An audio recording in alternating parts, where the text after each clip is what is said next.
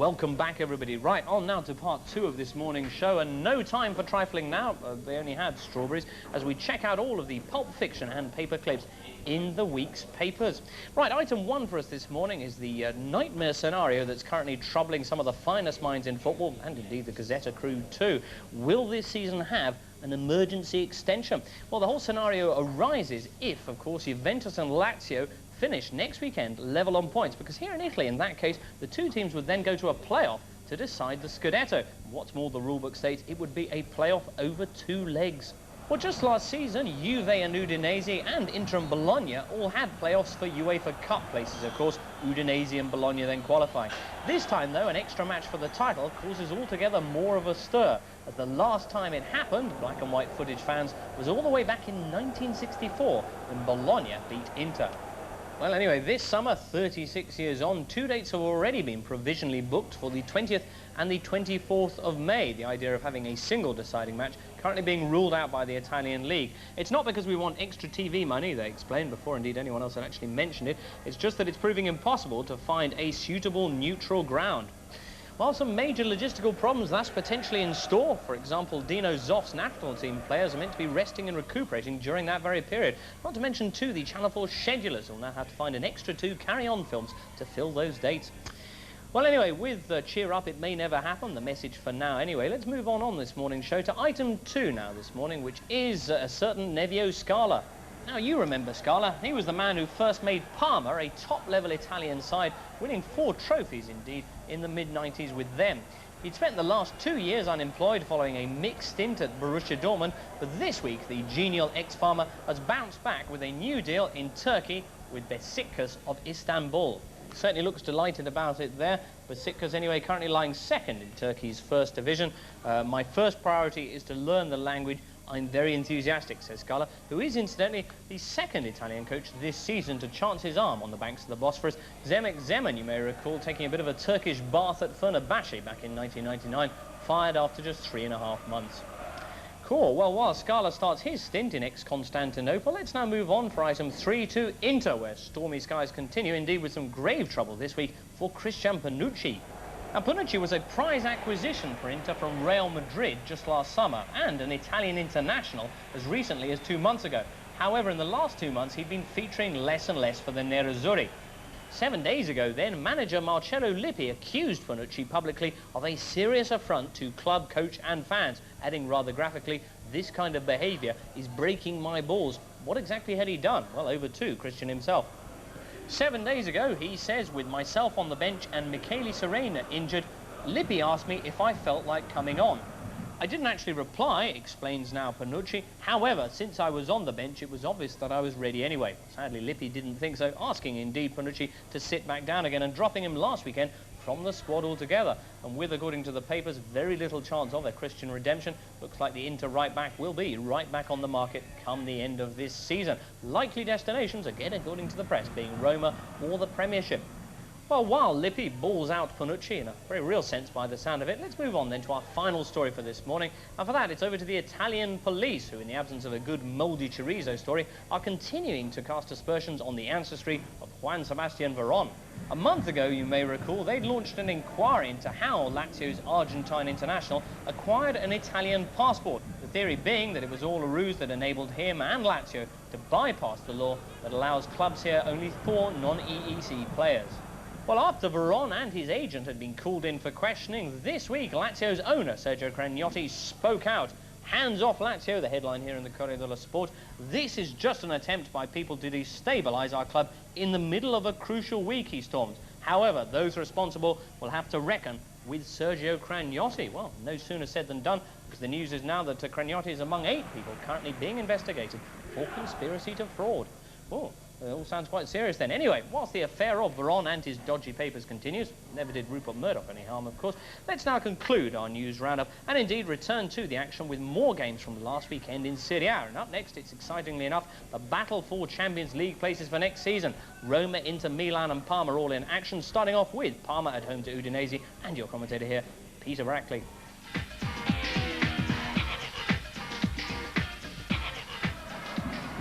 This is Sottil with the free kick for Udinese. They've lost just once in the last 8 games. Parma unbeaten in that period. Cannavaro's clearance, Sotil away, but not very effectively. It was straight to Amoroso, and now Crespo. Has he got the pace here? Hernan Crespo! And Turchi just got his hand to the ball. Real acceleration then from Crespo, the Argentine, on 21 goals in Serie A for the season. Only Shevchenko has scored more. Genoa was struggling to stay with him. Dino's off, weighing up contenders for his Euro 2000 squad. On by Crespo towards Amoroso. Or Crespo might be in here. Another good save by Luigi Turchi. Crespo 7 goals in his last 8 games. He's in tremendous form at the moment. Denied here by another smart stop by Turchi. Mario Stanic. No way past Bertotto. Udinese hoping for the win that would boost their hopes of a UEFA Cup place. But it's Darbo on the break then for Parma, chasing a Champions League spot. Di Vaio, who's done really well here. Di Vaio! What a disappointing finish though from Marco Di Vaio, who scored the only goal of the game when these sides met back in January. Well, he bamboozled Zanchi, but was way off target.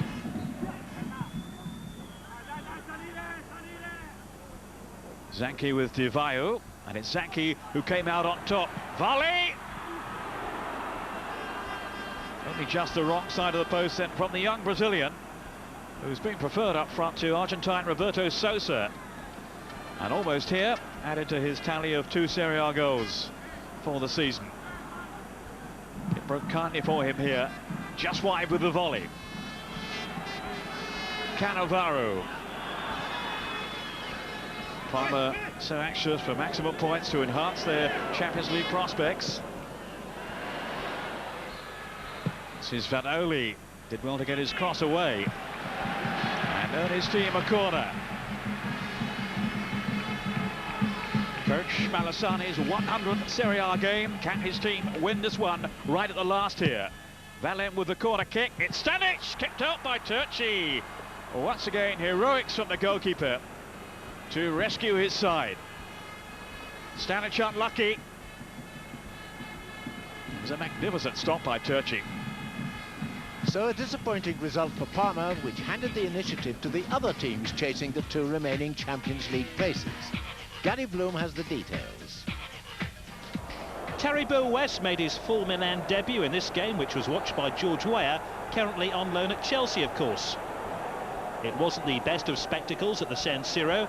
The brightest moments were supplied by Jose Mari. A slight deflection prevented the Spaniard from scoring here. But from the resulting corner, Massimo Ambrosini put the Rossoneri in front. There were 15 minutes on the clock when the young Italian international headed home. Judging by Zaccheroni's expression, he'd have been forgiven for thinking Milan had just gone 1-0 down. The first half was brought to a close by Flavio Roma's super save, which kept out Leonardo. The Brazilian, who's been plagued by injuries since the turn of the year, has claimed only 3 Serie A goals this season. Of course, Shevchenko is currently leading the way at the top of the scorers charts with 22. He wasn't at his best in this game, however. Jose Mari was. The former Atletico Madrid striker deserved a goal here, following an outstanding run. He just couldn't find a finish to match his superb approach play. Here he is again, releasing Shevchenko. The foul on the Ukrainian resulted in a red card for Zitolo. This was the last noteworthy incident of the game that yielded 3 more crucial points for Milan in their bid for a Champions League place.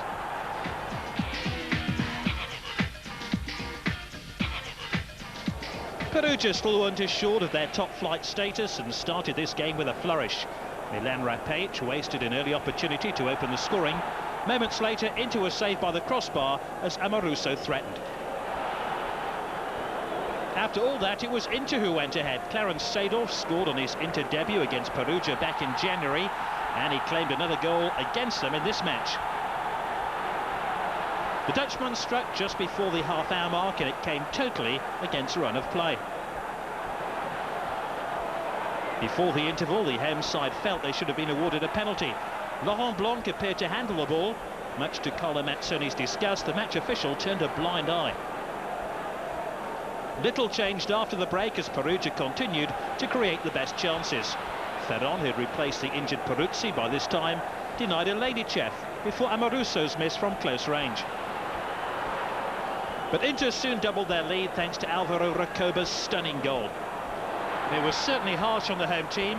However, this was a strike worthy of winning any match. Indeed, the Uruguayan's 65th minute goal ultimately proved to be decisive.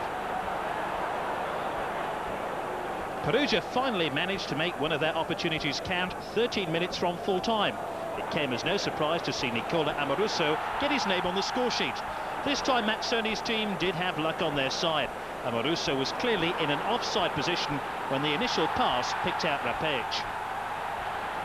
After Amoruso's 10th goal of the campaign, Inter were fortunate not to concede again when Rapage struck an upright and it ended 2-1. Perugia still aren't safe. Inter, meanwhile, boosted their Champions League prospects.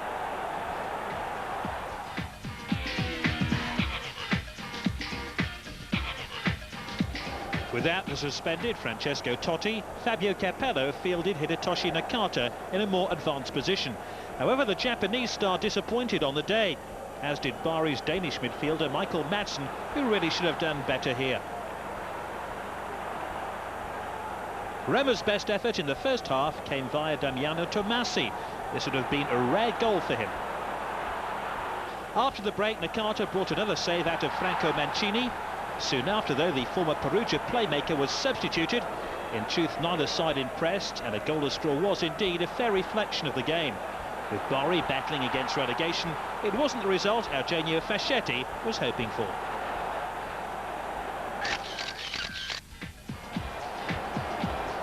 Coming up, a chance for you to win a VIP trip for two to see Italy take on Belgium or Sweden at Euro 2000. All you've got to do is tell us your choice for Serie A Player of the Year from these 5 contenders. Andrei Shevchenko is in with a great chance of being Serie A's top scorer in his debut season.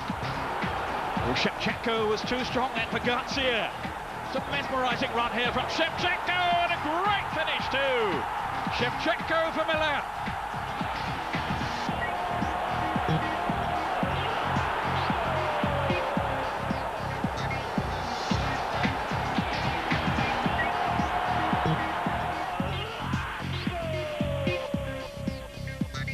Hernan Crespo is Shevchenko's closest rival for the Capocannoniere title, and he's just become the top scorer in Parma's history.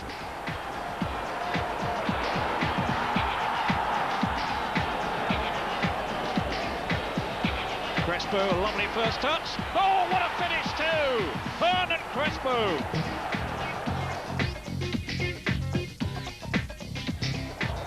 Juan Sebastian Veron has been instrumental in Lazio's chase for honours at home and abroad.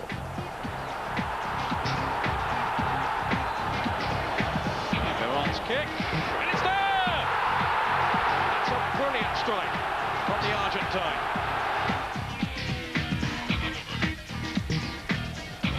Francesco Toldo has saved Fiorentina on countless occasions and will challenge for a place at Euro 2000.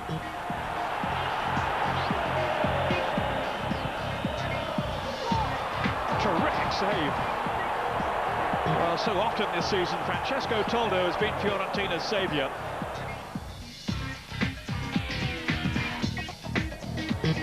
Edgar Davids has been inspirational in Juve's midfield and looks like helping them to their 26th Scudetto. The 4-4 Edgar Davids. Oh, and he swept it in! Give us a call with your choice on 0901 404 40 44. And you could be on your way to the European Championships, courtesy of Sportal, the official website producer for Euro 2000. Second prize is a pair of replica 1960s Italy shirts. And 10 runners-up will win a year's subscription to Football Italia magazine. That's it for part 2. Coming up after the break, James takes a look at the Italian second division and the teams vying for a place in the top flight. There's more action from Serie A as we focus on the sides heading in the opposite direction. And we look ahead to tomorrow's big game when Juventus face Parma in Turin. See you in a couple of minutes.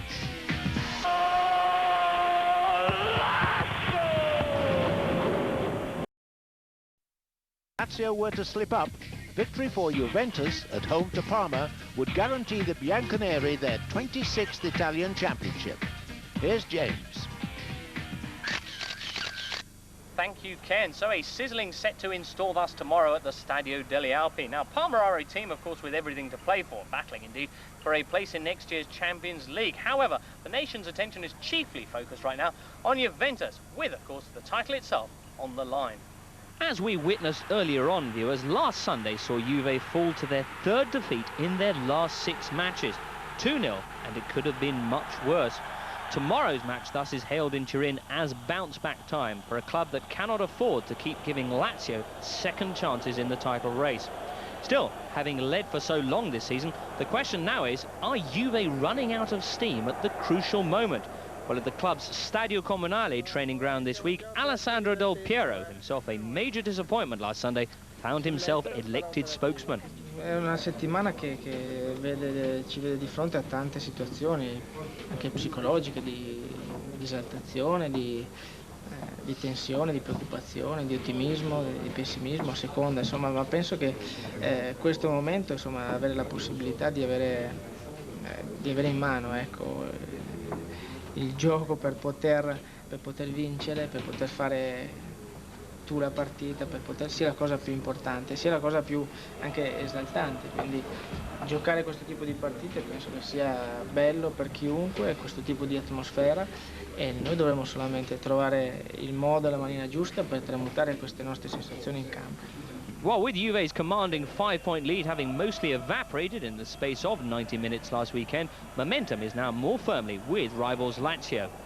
Penso che viviamo 2 situazioni psicologiche diverse. Penso che la Lazio aver guadagnato così tanti punti sia uno stimolo importante per lei, come è riuscita in maniera molto buona a stimolarsi dall'uscita della Coppa, a ribaltarsi e rimettersi subito il campionato con delle vittorie, con delle prestazioni esaltanti, quindi sicuramente loro hanno un momento positivo in questo. Noi arriviamo da una sconfitta che ci sta tutta, dove Verona ci ha superato in maniera netta, dove però abbiamo l'occasione per riscattarci e può essere anche un'occasione definitiva, quindi questo dobbiamo guardare. Tomorrow's match is certainly a crucial one. In 7 days' time, in the final round, while Lazio have a relative home banker against Regina, Juve must travel to Perugia, and with the spectre of a playoff hanging over the title race, the Turin Giants and their coach Carlo Ancelotti thus must erase the memory of their defeat against Verona, which their own senior management described